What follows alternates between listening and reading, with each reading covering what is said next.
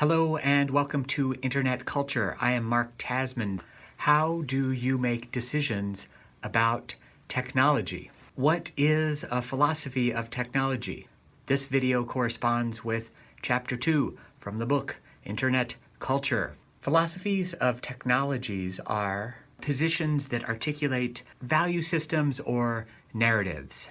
A narrative is a story, but it's one connected or situated in other social practices, like proverbs like "a penny saved is a penny earned," or "the early bird gets the worm." These proverbs communicate and reinforce certain value systems related to frugality and hard work. But narratives also include the multi-billion-dollar industries of the motion picture and video game industries. There are more than two ways to think about and approach decisions associated with technology, but we can look at a pair of opposite points of view.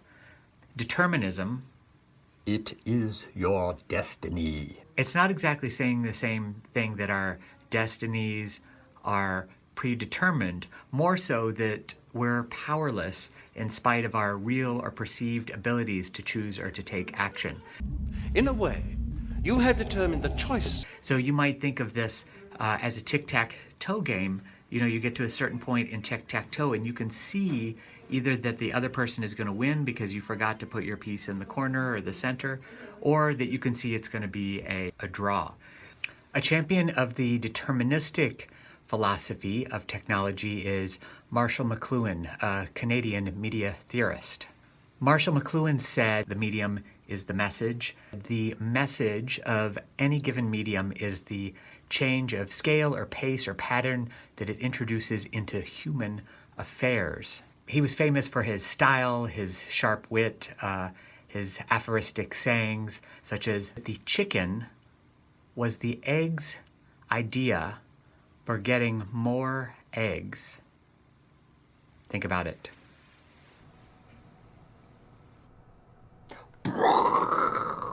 Kidding. The flip side of this type of philosophy of technology is the instrumentalist argument, championed by Raymond Williams. He said it must be seen as being looked for and developed with particular purposes in mind. So McLuhan might say that when Thomas Edison invented the light bulb, Edison was opening a Pandora's box that made possible and inevitable other kinds of innovations, such as the electrical grid, brain surgery, night baseball, rooms without windows, television, computers, the internet. Other media theorists that I would put in the instrumentalist camp are authors such as John Tagg or Jeffrey Batchen, who are writing about photography and this idea of the democratization of the image. Basically an instrumentalist argument, because it shows that the Industrial Revolution did not make photography inevitable. It was a concoction of all kinds of forces, including technological advances, including social factors, which made the invention of photography possible, but it was by people who saw an opportunity and saw that that tool, photography, that instrument, would fulfill a need. People wanted to have images of themselves as a way of making and elevating and asserting their social class. If you think about it, before the advent of photography, really only noble people had portraits of themselves and their ancestors in their homes. The Industrial Revolution and other social factors made it possible for these people to exert power, to realize, the inventors to realize that there was a market for such a thing, and photography spread that way as fulfilling a particular need or desire. We animate the tools, not the other way around. Technology does not animate people. So in that way, Williams and any other instrumentalist would say the camera is just a tool. The camera did not take over our lives. It's not controlling our behavior. But first, let me take a selfie.